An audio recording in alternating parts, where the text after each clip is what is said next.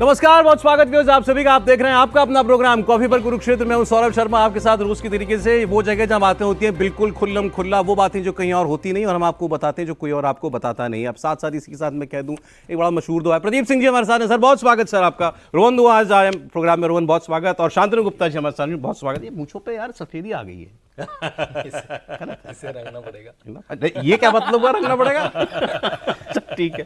खैर, एक बड़ा मशहूर दोहा है, जाति न पूछे साधु की पूछ लीजिए ज्ञान, मोल करो तलवार का पड़े रहने दो म्यान। सर आजकल क्या हो रहा है हमारे यहाँ? हमारे लोग क्या कर रहे हैं? ज्ञान की जरूरत ही नहीं, सब परम ज्ञानी है। जात पूछ लो नेता की, जात पूछ लो नेता की, हमारे नेताजी महान। गरीबी यूं ही कायम रहे और चलती रहे दुकान चल रही है। और जाति बताओ, जाति बताओ, इतना शोर हो गया। और एक आदमी की एक नेताजी की जाति पूछ ली तो हंगामा हो गया हमारे पार्लियामेंट के अंदर। खैर ये तो पुरानी खबर हो गई। 5 बजे प्राची भी अभी इस पर डिबेट कर रही थी। हम क्या करेंगे बात? हम ये बात करेंगे आज आपके सामने। और प्रदीप जी इसके पीछे जो सब कुछ है, इतिहास वगैरह सब कुछ आपको बताएंगे। हो तो रहा है कुछ डिजाइन के तहत, ऐसा ही नहीं हो रहा है। बिल्कुल जाति की इतना शोर, इसके पीछे कोई पिक्चर है, कोई स्ट्रैटेजी है। वो क्या है और यहां से इसको आगे कहां ले जाना चाहते हैं? मतलब मान लीजिए मैं कहता हूं देश के अंदर जाति का जनगणना हो जाए, यही सरकार करा ले, उसके आगे क्या? हो भी चुकी है, दो राज्यों में हो चुकी है। मैं कह रहा हूं आप नेशन वाइड करा लो, उसके आगे क्या? कहां जाना चाहते हो? आगे करना क्या चाहते हो? What is the next step, objective? क्या करोगे उसको करने के बाद? और उसका देश पर क्या असर पड़ेगा? क्या अंजाम होगा आपकी सोसाइटी का? आज हम लोग बहुत खुलकर इस पर बात करेंगे। ठीक, एक बात तो ये हो गई। दूसरा, इस सरकार के पास, नरेंद्र मोदी सरकार के पास, क्या इस सवाल का जवाब है कि जाति जनगणना होनी चाहिए कि नहीं होनी चाहिए? आप कब तक ये इससे बचते रहेंगे? दूसरी तरफ उंगली उठा करके कब तक आप एक सवाल को डक करते रहेंगे? कभी तो इसका जवाब देना पड़ेगा। अगर आप नहीं चाहते हो, आपको लगता है देश हित में नहीं है, साफ कहिए नहीं कराएंगे हम, ये देश हित में नहीं है। और करा सकते हैं तो फिर बताइए क्या ये मुमकिन है?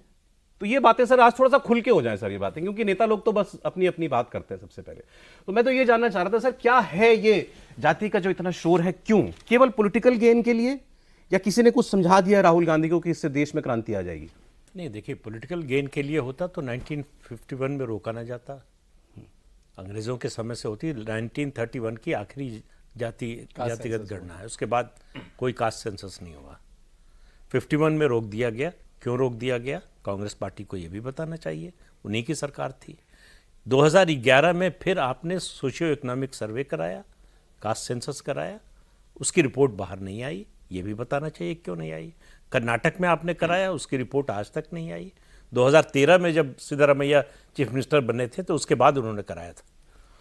तो इसके पीछे जो आपने बात कही डिज़ाइन है, और वो शुरू होता है, वो वैसे तो काफ़ी समय से चल रहा है, लेकिन अभी वर्तमान संदर्भ में बात करें तो जो वेस्ट में, यूरोप और अमेरिका में डिसमेंटल ग्लोबल हिंदुत्व, उस प्रोजेक्ट से जुड़ा हुआ है कि हिंदुत्व को कमजोर करना है। ये प्रोजेक्ट किसका है?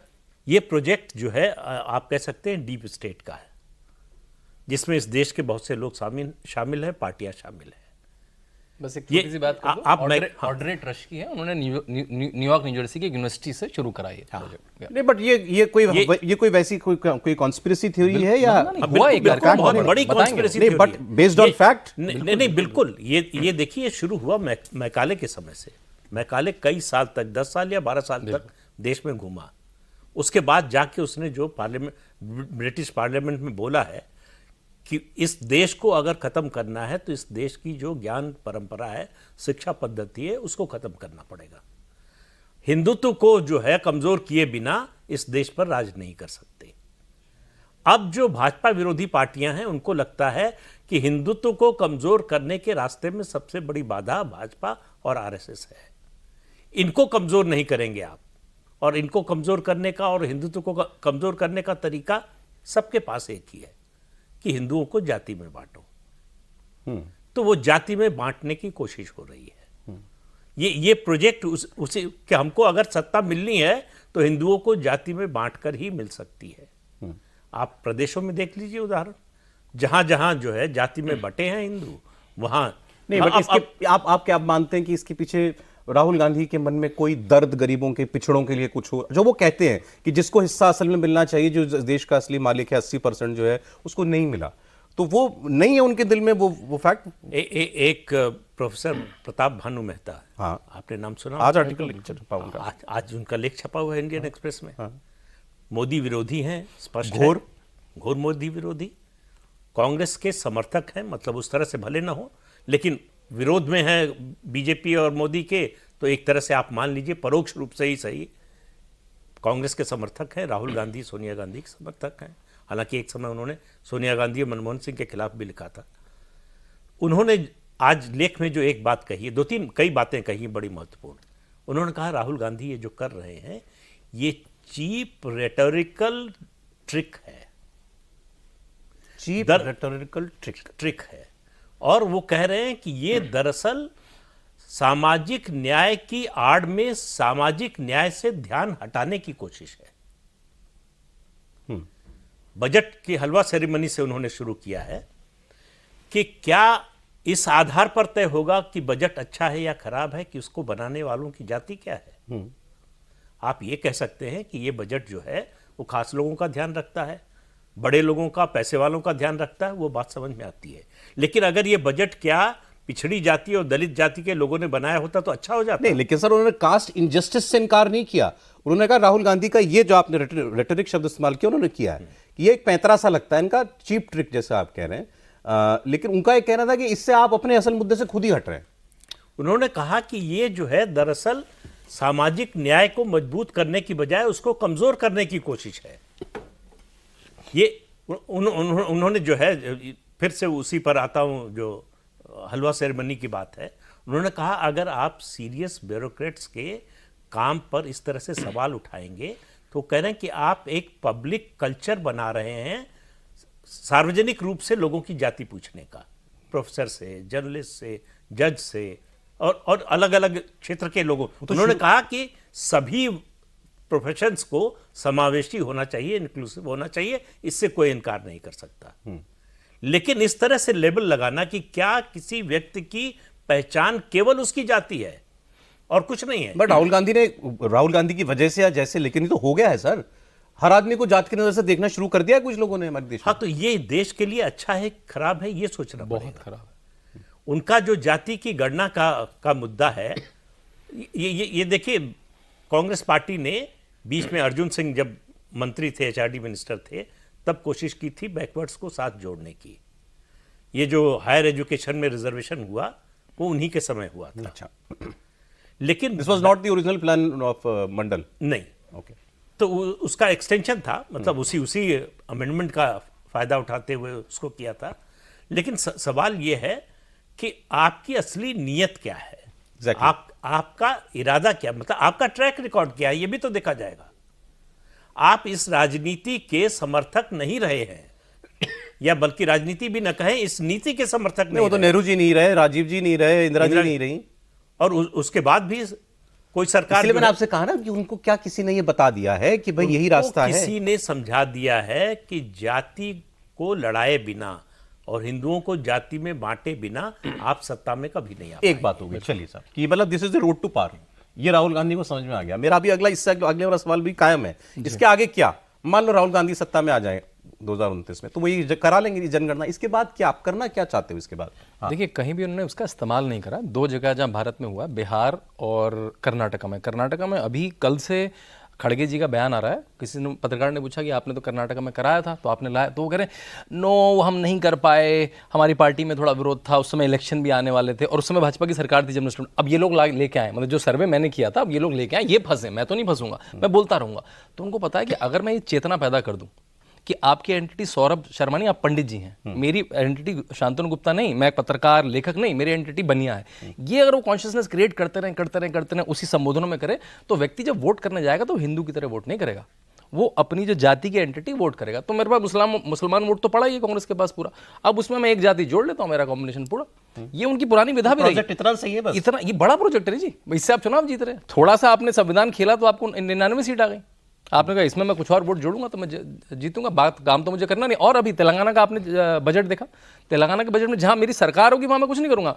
तेलंगाना का चीफ सेक्रेटरी, सबसे बड़ा सेक्रेटरी, सबसे बड़ा आईएएस ऑफिसर वो अगड़ी जाति का क्या कहते हैं, कर्नाटका का अगड़ी जाति का, हिमाचल का अगड़ी जाति का। तो जहां मुझे करना है मैं नहीं करूंगा, लेकिन औरों को कहता रहूंगा, क्योंकि जनता तो जाके इतना चेक नहीं करेगी। जब मैं बोलूंगा पार्लियामेंट, देखो वहां पे हलवा अकेले खा रहे हैं, तो लोगों को लगेगा हम मतलब एक अभाव की भावना क्रिएट करना, एक कास्ट की कॉन्शियसनेस क्रिएट करना। और प्रताप भानु मेहता ने एक बात और कही है जो अनुराग ठाकुर ने कही, वो एक तरह से परोक्ष रूप से उसका समर्थन है कि आप बजट बनाने वालों की जाति पूछ रहे हैं, तो लीडर अपोजिशन साहब आप क्या हैं? ये राहुल गांधी की एंटिटी तो सच में मुश्किल है ना, मतलब आप तो ओबीसी बैकवर्ड और एससी है नहीं। तो आप जब इस तरह का सवाल पूछते हैं तो उन्होंने कहा फिर आपकी नीयत पर शक उठता है कि जब प्रधानमंत्री ओबीसी है, जो आपका एमओएस फाइनेंस है वो पिछड़ी जाति से आता है, तो वो आपको क्यों नहीं दिखता? इस सरकार के पास या बीजेपी के पास इसका क्या जवाब है जाति वर्सेस हिंदुत्व का? मैं उससे पहले पूछूं रोहन, ये आप राहुल गांधी या कांग्रेस की पॉलिटिक्स में ये शिफ्ट कब से नोटिस कर रहे हैं? मुझे लगता है कि सौरभ, इस बात में तो कोई हैरानगी नहीं है कि जिस तरीके से ये वही राहुल गांधी 2014 में जाति जाति सरकार में मनमोहन सिंह के ऑर्डिनेंस को फाड़ देते हैं। ये जो पोजिशनिंग वो कर रहे हैं ना, वो सिर्फ अपनी एलिवेशन के लिए कर रहे हैं, क्योंकि उन्हें ये पता है कि 99 सीट्स पे क्वेश्चन मार्क लगे हुए हैं कि क्या वो बड़े नेता है या नहीं है। लेकिन मैं आपसे सवाल ये पूछना चाहता हूँ कि जो प्रदीप जी ने भी डिस्कस किया, सबसे पहला सवाल शांतनु ने भी डिस्कस किया कि 1957 में केलकर कमीशन आती है, रिपोर्ट सबमिट कर देती है वो सौरभ। 1957 में 2018 में प्रधानमंत्री को ओबीसी कमीशन का स्टेटस देना पड़ता है कॉन्स्टिट्यूशनल। 2018 और 1957 में 60 साल का फर्क है। तब तक क्या कांग्रेस की सरकारें नहीं थी? इसीलिए मैंने पूछा ना कि आप ये राहुल गांधी तो वो परिवर्तन, ये ज्ञान मिला, तो दैट मीन्स कि वो परिवर्तन जो है वो कांग्रेस पार्टी के लिए नहीं है, वो अपने एलिवेशन ढूंढ रहे हैं इस कास्ट में। और आप मुझे बताइए सौरभ, ये वो अखिलेश यादव हैं जो पत्रकार से पूछते हैं कि आपकी जाति क्या है? जो वो अखिलेश यादव जो पुलिस करके रैली में बोलते हैं एक पुलिस वाला था उसकी जात बताइए, ये वो अखिलेश यादव? नहीं तो आप छोड़िए, ये मेरे पास अभी पड़ा हुआ है, ये 10-12 साल पहले के, मतलब यूपीए सरकार जब थी, जब बहुत पावरफुल थे राहुल गांधी, उनके स्टेटमेंट से वीडियो आप निकालोगे यूट्यूब पे आपको मिल जाएगा। I personally don't believe in caste system. Exactly. लोगों ने पूछा आप दलित के घर जाते हो, ये फोटो आप है क्या? उन्होंने कहा I don't believe in the caste system, I go to a human beings house and not a Dalit house. किसी ने कहीं चाय पूछने पीने चले गए थे यूनिवर्सिटी में, वो कहते हैं I don't ask him whether he is a Dalit और not, it doesn't matter to me. अभी तो हमने 24 की रैलियों में देखा, जात बताओ करके पिटवा दिया उन्होंने एक आदमी को, एक जर्नलिस्ट को तो पिटवा दिया उन्होंने। नहीं तो फिर आप मुझे बताओ सौरभ कि पिछड़ा दलित पीडीए करके आपने एक कॉम्बिनेशन बनाया अपना, बार बार आप सुनाते रहे लोगों को जाके हम पीडीए पे लड़ रहे हैं, हमारा इंडिया अलायंस है ही नहीं, पीडीए अलायंस है। तो पीडीए अलायंस क्या आप बार बार लोगों को जाति याद करा रहे हैं? तो और क्या याद कर रहे हैं? वो अखिलेश यादव का काम था। नहीं, बट अखिलेश क्योंकि बैटिंग करने आए राहुल गांधी के लिए पार्लियामेंट में ना, अखिलेश ने तो अनुराग को काउंटर किया ना। तो उनको राहुल गांधी से ज्यादा गुस्सा आ रहा था कि जाति क्यों पूछती। तो उनको ज्यादा गुस्सा आ रहा था। हाँ, अब सर दो सवाल जो रह गए थे, एक ये सरकार के पास क्या जवाब है इस सवाल का? जाति जनगणना आप कराओगे देश में या नहीं कराओगे? कब तक इस सवाल से बचेगी सरकार? नहीं, ये बड़ा मुश्किल है। देखिए कि हम आपको गाली देने लगे तो आप कब तक बर्दाश्त करेंगे? ये सवाल आपके सामने है कि आपके धैर्य की सीमा क्या होगी, कहां जाकर आप फिर जवाब देना शुरू करेंगे? वो भी सीमा ही नहीं है। यही खेल चल रहा है, ये पेशेंस का खेल है। क्योंकि बीजेपी को मालूम है कांग्रेस ने क्यों नहीं कराया, पब्लिक कराया 2011 का सेंसस, कर्नाटक का सेंसस, कि इससे जातियों में वैमनस्य और ज्यादा बढ़े। मैं पूछने वाला था, ये हो जाएगा तो क्या हो जाएगा? यही होगा। उसके बाद आप धीरे धीरे सिविल वॉर की स्थिति आ सकती है। मंडल के बाद क्या सिविल वॉर? बिल्कुल भाई, अब अखिलेश यादव को अभी समझ में नहीं आ रहा है, अगर ये कास्ट सेंसस हो गया तो जो अति पिछड़ी जातियां हैं वो अपना हिस्सा मांगेंगी। वो अखिलेश यादव को नेता क्यों मानेंगे? क्योंकि यादवों की संख्या सिर्फ ज्यादा है, इसलिए उनकी अपनी जाति का नेता क्यों नहीं होना चाहिए?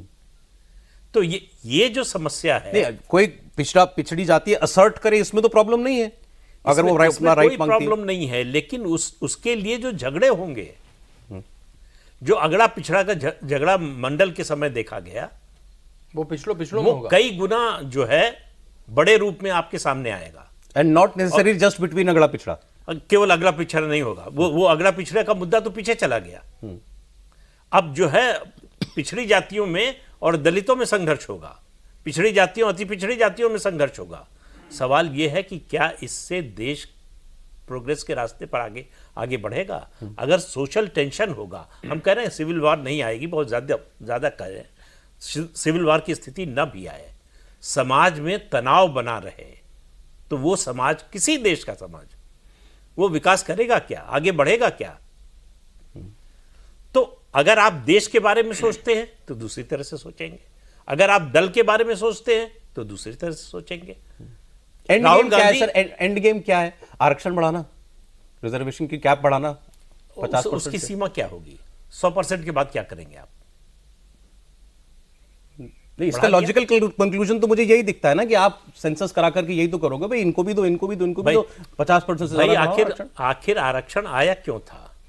10 साल के लिए आया था कि 10 साल और बढ़ाया जा सकता है? आज तक आरक्षण बना हुआ है तो इसलिए कि बाकी जो अफर्मेटिव एक्शन करना था आपको, वो नहीं किया आपने। दलित को, पिछड़ा को, अति पिछड़ा को गरीब बनाए रखो, उनको पिछड़ा बनाए रखो, उनको अशिक्षित बनाए रखो, तो आपका वोट बैंक रहेगा। अब आरक्षण का मुद्दा वोट बैंक का मुद्दा बन गया है। किसी पार्टी की हिम्मत नहीं है कि आरक्षण को छू भी सके। वो उसकी एक ही वहां पर यह हाल हो रहा है, तो छूने की वही कर सकता है जो तय कर ले कि अब कभी हमको जो है सत्ता में आना ही नहीं है, लेकिन हमको राजनीति अपनी खत्म कर देनी है, वही आरक्षण का विरोध कर सकता है। तो उसकी ट्रेजेक्टरी एक ही है ना सर, आरक्षण बढ़ ही सकता है ना हमारे देश में, अब यही हो गया नहीं, ना। बढ़ सकता है, ये तो ठीक बात है, लेकिन उसके बढ़ने की सीमा कहां जाकर रुकेगी? और जिन बढ़ा रहे हैं आप और जिनका हिस्सा काट रहे हैं, उनको क्या संदेश दे रहे हैं? भाई, सुप्रीम कोर्ट ने जब यह फैसला किया कि 50% से नहीं ज्यादा होगा, तो उसके पीछे लॉजिक था ना कि सुप्रीम कोर्ट के जजेस, ऐसा तो हुआ नहीं कि सो के उठे, उन्होंने कहा कि नहीं 50 कर देते हैं। उसमें भी कोई जाति ढूंढ लेगा, चाहे फैसला किसका था। हाँ, बिल्कुल ढूंढ लेगा, ढूंढते ही हैं। अब तो क्रिकेट की टीम, ओलंपिक हाँ, के प्लेयर में जाती ढूंढ बड़ा लेंगे फेमस लोग। फैसला ना, जरा नाम मैं भूल रहा हूँ, जजमेंट जो हम कोर्ट करते हैं बार बार, केशवानंद भारती। केशवानंद भारती की जजमेंट। अच्छा, वो वाला मुद्दा है। सौरभ, लेकिन बड़ा मुद्दा जो प्रदीप जी कह रहे हैं, आपने शायद शुरू में उसको मिस कर दिया। एक डीप स्टेट नाम की चीज़ है और एक है डीप फेक। आपको याद होगा जब अमित शाह जी का वीडियो आया कॉन्स्टिट्यूशन पे, आरक्षण वाला, उसको किस तरीके से कॉफी लीजिए सर। उसको कैसे ट्विस्ट करके, तोड़ मरोड़ करके सर्कुलेट कर दिया गया, इतना कि दिल्ली पुलिस को जाके, तेलंगाना में जाके उस बंदे को ढूंढना पड़ा कि डीप फेक किसने की है। एक है डीप स्टेट तो एक है डीप फेक। डीप स्टेट भी हमें डिस्टर्ब कर रही है अमेरिका से, और वो कैसे कर रही है आपको बता दूं। आज से 8 साल पहले जब ट्विटर का सीईओ था जैक डॉर्सी, उसने एक बोर्ड लगाया जिसमें लिखा था स्मैश ब्राह्मणिकल पेट्रियार्की। और भारत के पत्रकार उनके साथ खड़े थे, आप बड़े सोचिए। पत्रकार और जैक डोर्सी को ब्राह्मण किसने बता दिया, और अपने पत्रकारों ने उनके हिंदुस्तान बगल की में पत्रकार पेट्रियार्की खड़े थे। किसने समझाई भला? आप सोच रहे हो ये कितनी बड़ी कंट्रोवर्सी थी कि एक कंपनी का सीईओ कैलिफोर्निया से, सिलिकॉन वैली से उठ के दिल्ली आता है और वो पत्रकारों के साथ में और अपने एम्प्लॉइज के साथ में एक बोर्ड लगाता है, स्मैश ब्राह्मणिकल पेट्रियार्की। लेकिन वो भी उसी सीसॉ का हिस्सा है ना। आज ये आपके क्या नाम है, टेस्ला वाले जो बन गए इसके मालिक, ट्विटर के, Elon Musk. Elon Musk. Elon Musk, वो ट्रम्प सपोर्टर है खुल के। लेकिन वो किसी भी ट्वीट को बैन नहीं कर रहे हैं। उन्होंने एक ट्वीट बैन नहीं करा किसी और का, वो सारे उन्होंने ट्रम्प को तो बैन कर दिया गया था डॉर्सी के समय। देखिए, और डीप स्टेट की दूसरी बात बताऊं, अगर आप कमला हैरिस के पिछले 10 दिन के भाषण सुने या पिछले 1 साल के भाषण सुने, आपको अगर लगेगा आवाज चिंती कि राहुल गांधी बोल रहे हैं क्या, सेम स्टेटमेंट, एग्जैक्टली वर्ड भी वही है। ट्रम्प आएंगे तो संविधान खत्म हो जाएगा, ट्रम्प आएंगे तो चुनाव होने खत्म हो जाएंगे, ये हिटलर हैं, ये टायरेंट, सारे सेम स्टेटमेंट राहुल गांधी के। ऐसा कैसे हो सकता है? और फिर जब मैं सोरोस को सुनता हूँ, वो कहते हैं मैं तो नेशनलिज्म की भावना ही खत्म कर दूंगा विश्व से। तो कितना और खतरनाक है हर्ष मंदर जो वो कौन सी सोनिया जी की क्या थी, वो 30-40 लोग एनएससी में भी थे, हर्ष मंदर, और ओपन सोसाइटी के पार्ट है वो, जो जॉर्ज सोरोस की है, और भारत में एक्टिव हैं। जब भी राहुल गांधी सड़क पे उतरते हैं तो हर्ष मंदर किसी न किसी यात्रा में, एक्स IAS ऑफिसर हैं बड़े वो। तो इसमें कोई आपको बड़ी विचार भी नहीं लगाना है डॉट्स को कनेक्ट करने में, बिल्कुल ऑब्वियस है, ये तो बिल्कुल ऑब्वियस है चुका है। सामने। जो प्रदीप जी मतलब कह ये रहे हैं कोई ना, deep conspiracy state थोड़ी सौरभ, भी नहीं है। ये तो एक नहीं, लेकिन बहुत देखिए, बड़ी- अभी हमारी कोई बातचीत सुन रहा होगा तो वो क्या निकालेगा सर निष्कर्ष कि अच्छा, मतलब इसका मतलब ये कि केवल नरेंद्र मोदी या आरएसएस की जो सोच है, हिंदू नेशनलिस्ट थॉट, यही है बस जो देश के बारे में सोचते हैं, बाकी कोई भी बात करेगा तो वो देश विरोधी है। नहीं, आप बताइए कि आज़ादी के आंदोलन में उस समय आबादी कितनी थी? 25-30 करोड़ थी। 30 करोड़। कितने लोग शामिल थे? कुछ लाख। तो एक बहुत बड़ी साइलेंट मेजॉरिटी होती है। किसी भी आंदोलन में सब लोग शामिल नहीं होते हैं। तो आपको सामने जो है नरेंद्र मोदी, बीजेपी और आरएसएस दिख रहे हैं, लेकिन वही है ऐसा नहीं है। उनके तो अपने पॉलिटिकल इंटरेस्ट भी हो सकते हैं, लेकिन ऐसे भी लोग हैं जिनका पॉलिटिकल इंटरेस्ट नहीं सर है। माइक में कुछ अपने- प्रॉब्लम है, मैं इसको ठीक करवाता हूं, फिर भी कंटिन्यू करते हैं। जो बात सर कह रहे थे भी, मैं उसको एक दूसरी आगे ले जाता हूं। क्या जवाब, हिंदुत्व कैसे काउंटर करेगा फिर इसका? नरेंद्र मोदी के पास क्या कार्ड है? उनके पास ये है कि जो अपनी वो जाति की राजनीति को जाति से नापा, उसे केवल राष्ट्रवाद, हिंदुत्ववाद, विकासवाद जो उनके तीनों उसमें डगे रहे। एक आध बार आगे पीछे होगा और ये जो पूरा डीप फेक डीप स्टेट है इसको काउंटर करना पड़ेगा, जो करा भी है।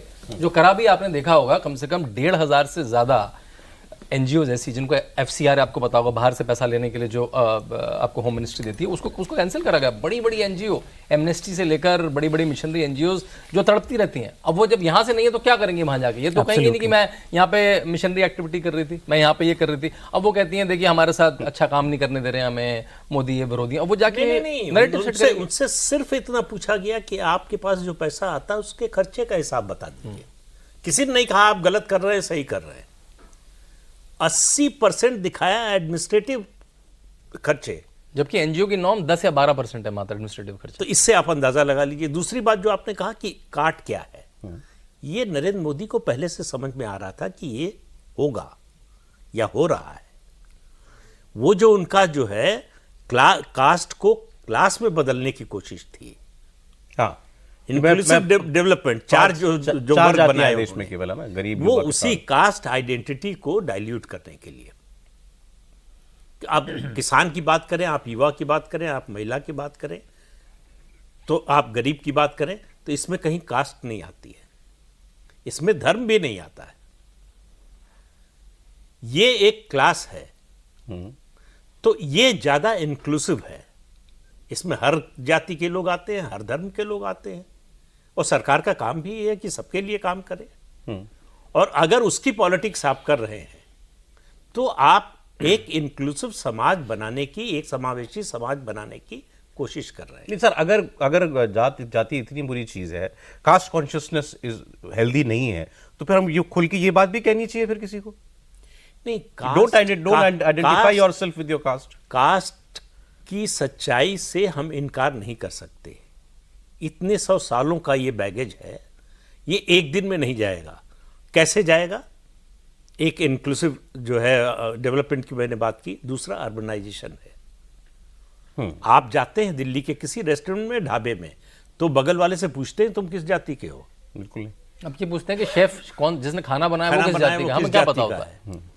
और हमें कोई तो दिक्कत भी नहीं है उसके लिए कोई कोशिश नहीं करनी पड़ती, कोई अभियान नहीं चलाना पड़ता, वो अपने आप हो रहा है।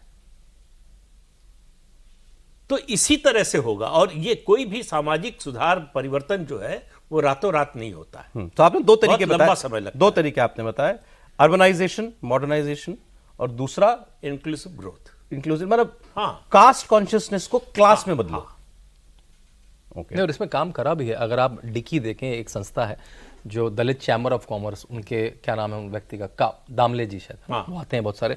वो कहते हैं भाई अगर मैं दलितों को सीईओ बनाऊंगा, मैं उनको बड़ा एंटरप्रेन्योर बनाऊंगा, खत्म। पर उसकी वो जब वो मालिक है 100 करोड़ का, वो मर्सिडीज में घूमा। चाहते तो ये भी यही है राहुल गांधी। नहीं, लेकिन वो देखिए, मैं लेकिन उनका तरीका क्या होगा? एक छोटा सा ये बता उदाहरण, नहीं। मैं छोटा सा उदाहरण भाई, आप देता आरक्षण से सीईओ तो नहीं बना सकते ना अभी किसी को। अभी 30 करीब 20 दिन पहले योगी आदित्यनाथ ने कहा कि मेरे जो 1.5 लाख स्कूल हैं उसमें सारे टीचर डिजिटली अटेंडेंस साइन करेंगे। इन स्कूलों में 2 करोड़ बच्चे पढ़ते हैं, उसमें से 70% बच्चे पीडीए के हैं।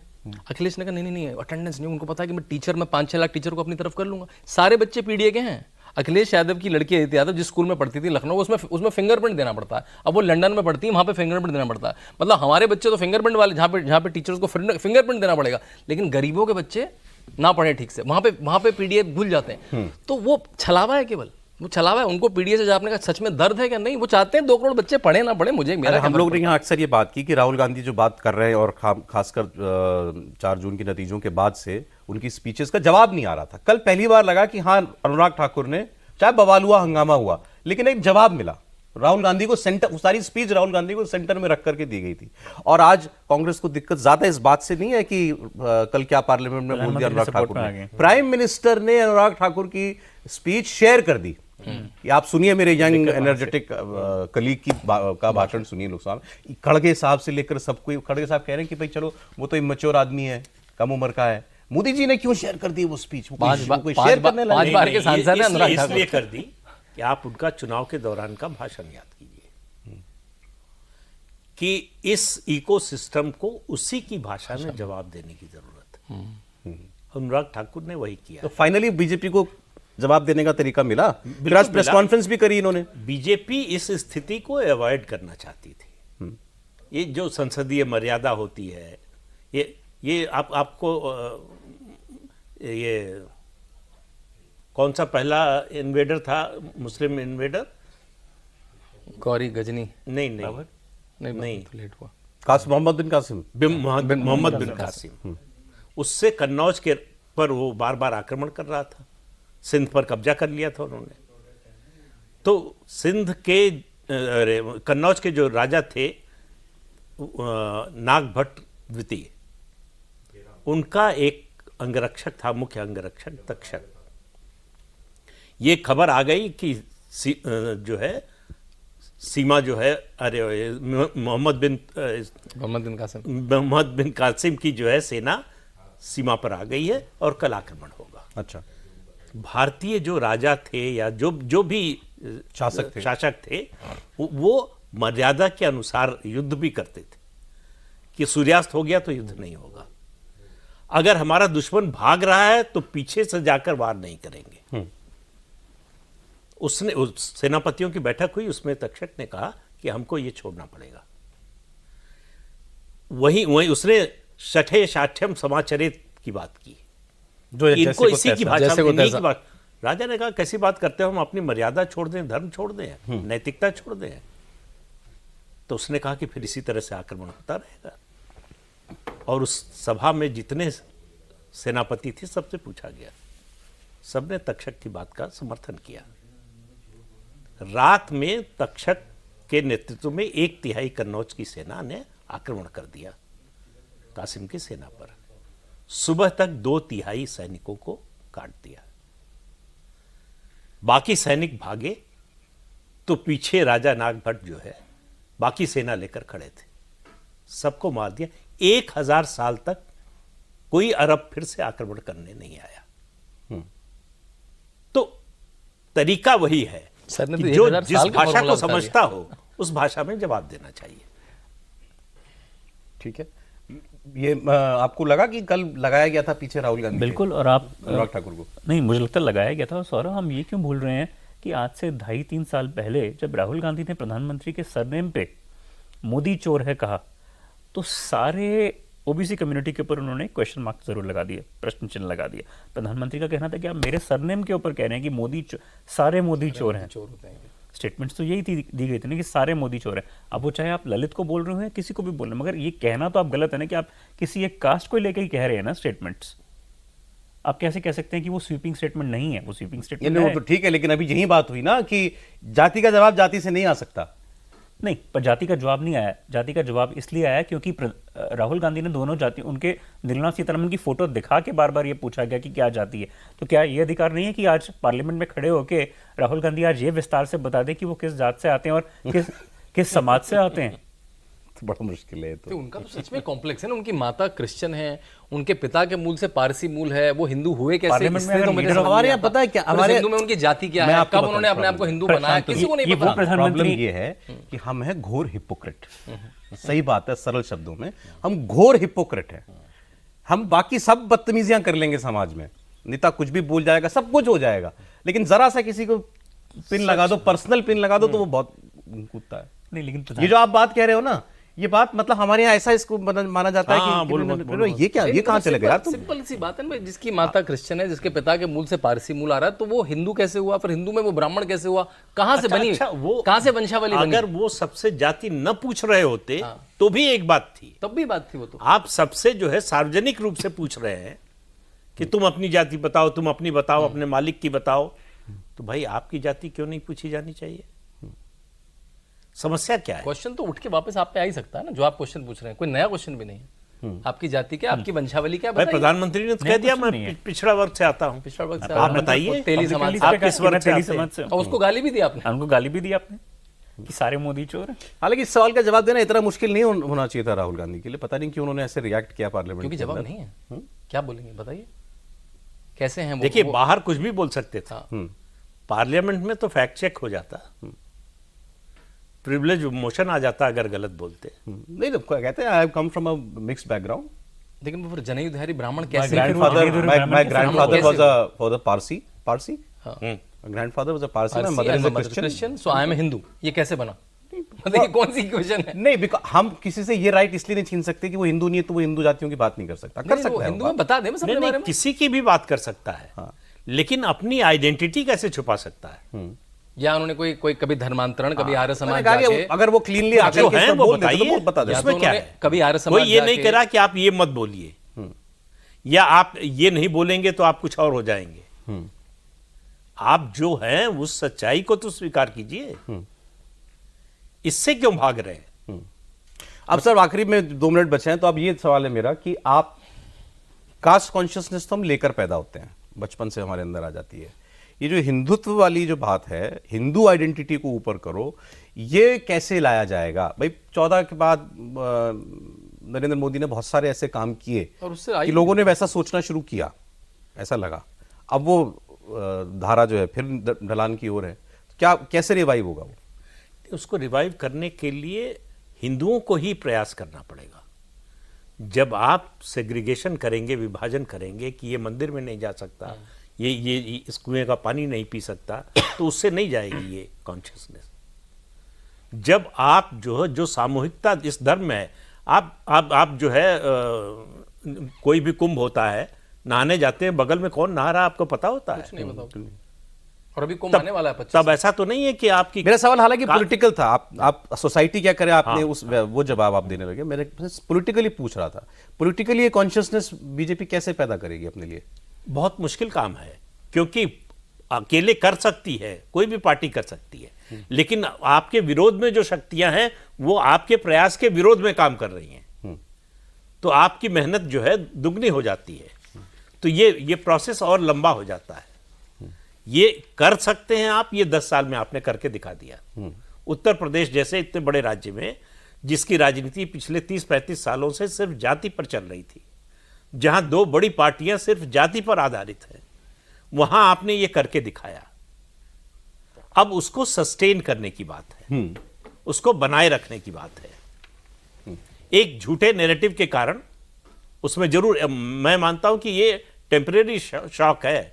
अच्छा, हाँ, ये परमानेंट नहीं है, क्योंकि सच्चाई तो सामने आएगी ही, आ ही रही है लोगों के सामने। ये जो गांव-गांव बस्ती-बस्ती घूम-घूम के कहा कि संविधान खत्म हो जाएगा, बाबा साहब की किताब खत्म हो जाएगी, वो तो झूठ साबित हो गया। अब क्या कहेंगे? मतलब अब उन लोगों को भड़काने के लिए, खिलाफ होने के लिए क्या कहेंगे? नैरेटिव क्या होगा आगे? सर अब आखिर में आज का शेर मैंने शुरुआत में एक दोहा पढ़ा था, एक शेर कह देता हूं। ये सर ही बता देंगे कि सर किसके लिए है ये, ठीक है?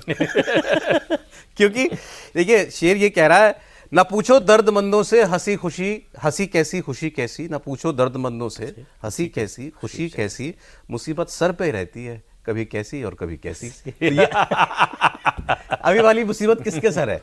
ये जो है राजनीति में हमेशा सबके सर होती है क्योंकि चैलेंज दोनों तरफ होता है। सबको अपने नैरेटिव को आगे बढ़ाने का चैलेंज होता है। सही, वही लड़ाई चल रही है। वही लड़ाई चल रही है। अब देखिए साहब, इस लड़ाई में आगे कौन बढ़ता है।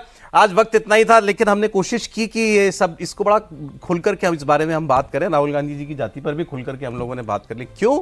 क्योंकि हम हिपोक्रेट नहीं है, जो जैसा है वैसा है और वैसी ही बात करेंगे। बहुत शुक्रिया सर, आप प्रोग्राम में आए। रोहन बहुत शुक्रिया। अगली बार बहुत शुक्रिया। में मिलेंगे तो हम बोलेंगे I am a Kshatriya and you are हमें तो वही नहीं होने दे रहा तोड़ना है। है हमें।